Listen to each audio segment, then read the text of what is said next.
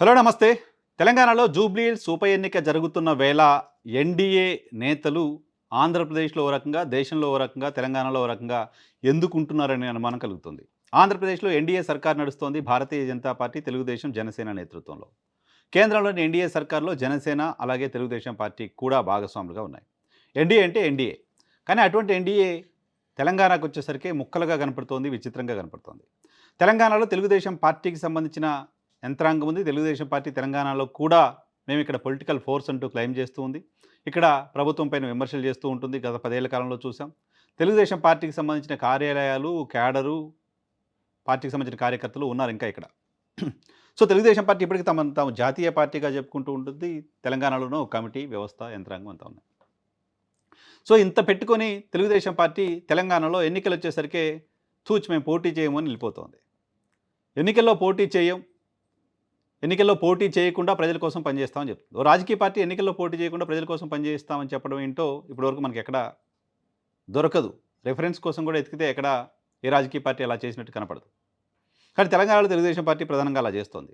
తెలంగాణలో తెలుగుదేశం పార్టీ తెలంగాణ ప్రజల ప్రయోజనాల కోసం కంటే తెలుగుదేశం పార్టీ ప్రయోజనాల కోసం తాము పోటీ చేయకుండా ఇంకెవరికో రహస్యంగా సహాయం చేస్తోంది లాంటి ఒక ఇంప్రెషన్‌కి కారణమవుతోంది. అటువంటి ఇంప్రెషన్‌ని పార్టీ అధిష్టానం డెలిబరేట్‌గా ఇస్తున్నట్టు కనపడుతోంది. సో, ఇప్పుడు తెలంగాణలో జూబ్లీ హిల్స్ ఉప ఎన్నిక జరుగుతున్న సందర్భంగా జూబ్లీ హిల్స్ ఉప ఎన్నికల్లో తెలుగుదేశం పార్టీకి సంబంధించిన క్యాడర్ ఉన్నారు. తెలుగుదేశం పార్టీకి డెఫినెట్‌గా ఓట్ బ్యాంక్ ఉంది. ఎంతో కొంత 5,000, 10,000, 2,000, 1000 ఓట్లుంటాయి తెలుగుదేశం పార్టీకి జూబ్లీ హిల్స్‌లో. ఎందుకంటే ఆంధ్ర మూలాలున్న వాళ్ళకి సంబంధించిన ఓట్లు ఇక్కడున్నాయి. 2014లో తెలంగాణ రాష్ట్రం ఏర్పడ్డ తర్వాత జరిగిన తొలి అసెంబ్లీ ఎన్నికల్లో జూబ్లీ హిల్స్‌లో తెలుగుదేశం పార్టీ గెలిచింది. ప్రస్తుతం బీఆర్ఎస్ పార్టీ అభ్యర్థిగా పోటీ చేస్తున్న మాగంటి సునీత భర్త గోపీనాథ్ 2014లో తెలుగుదేశం పార్టీ టికెట్ పైన జూబ్లీ హిల్స్ నుంచి గెలిచారు. తెలుగుదేశం పార్టీ కేంద్ర కార్యాలయం, చంద్రబాబు నాయుడు గారికి సంబంధించిన నివాసం, అనేక మంది తెలుగుదేశం పార్టీకి సంబంధించిన నాయకులు, కార్యకర్తల నాయకుల నివాసాలు ఈ ప్రాంతంలోనే ఉంటాయి. సో, అటువంటి జూబ్లీ హిల్స్ నియోజకవర్గంలో ఎన్నిక జరుగుతుంటే తెలుగుదేశం పార్టీ పరిస్థితి ఏంటో అర్థం కావట్లా. తెలుగుదేశం పార్టీ మేము ఎన్నికలకు దూరం అని ప్రకటించింది. తెలుగుదేశం పార్టీ ఎన్నికలకు ఎందుకు దూరంగా ఉండాలి?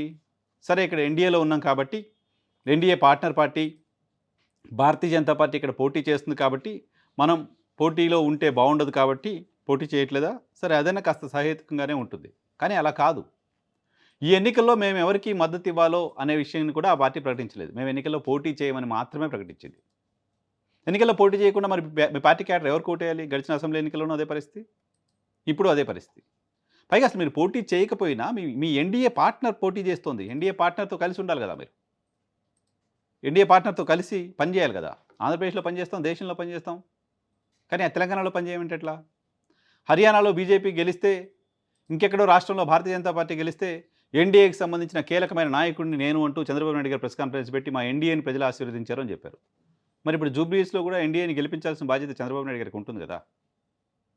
వేరే రాష్ట్రాల్లో ఎన్డీఏ గెలిచినప్పుడు ఎన్డీఏ విజయం పట్ల సంబరాలు చేసుకున్న చంద్రబాబు నాయుడు గారు, జూబ్లీ హిల్స్‌లో బీజేపీ ఓడిపోతే సంబరాలు చేసుకుంటారా?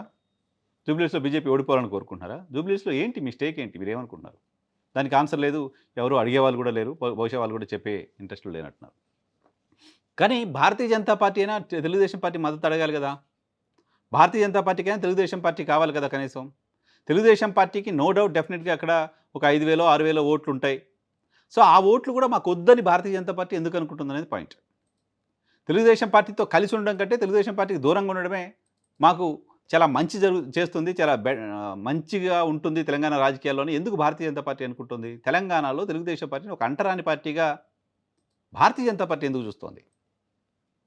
భారతీయ జనతా పార్టీ తెలుగుదేశం పార్టీ మద్దతు కోరల ఈ క్షణానికి. భారతీయ జనతా పార్టీ తెలుగుదేశం పార్టీకి సంబంధించిన నాయకుల ఇళ్ళకెళ్ళడమో, వాళ్ళ ఓట్లు అడగడమో, వాళ్ళ ఓట్లను అభ్యర్థించడమో కూడా చేయలా. తమ పార్ట్నర్ పార్టీయే. తమతో కలిసి ఉన్న పార్టీయే. ఆ పార్టీ ఓట్లు అడిగే పరిస్థితిలోకి భారతీయ జనతా పార్టీ పోవట్ల ఆ పార్టీ ఎందుకు తెలుగుదేశం పార్టీ భారతీయ జనతా పార్టీకి చేదుగా కనపడుతోంది. భారతీయ జనతా పార్టీ కనుక తెలుగుదేశం పార్టీ మద్దతు తీసుకుంటే ఇక తెలంగాణలో మనకు రాజకీయంగా ఇబ్బందులుంటాయి అని బహుశా భారతీయ జనతా పార్టీ భావిస్తుందేమో తెలియదు.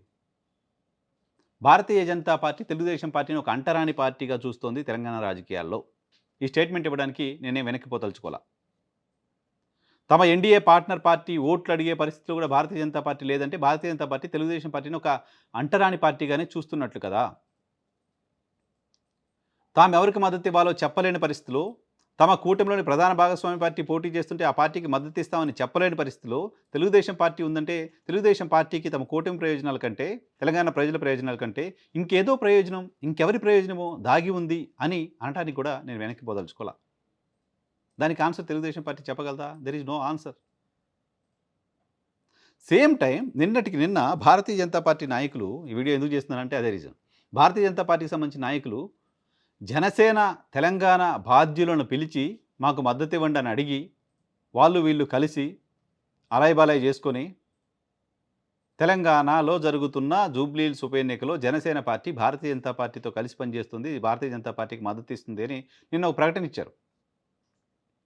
సో ఆంధ్రప్రదేశ్లో జనసేన, టీడీపీ, బీజేపీ కలిసి పనిచేస్తున్నాయి.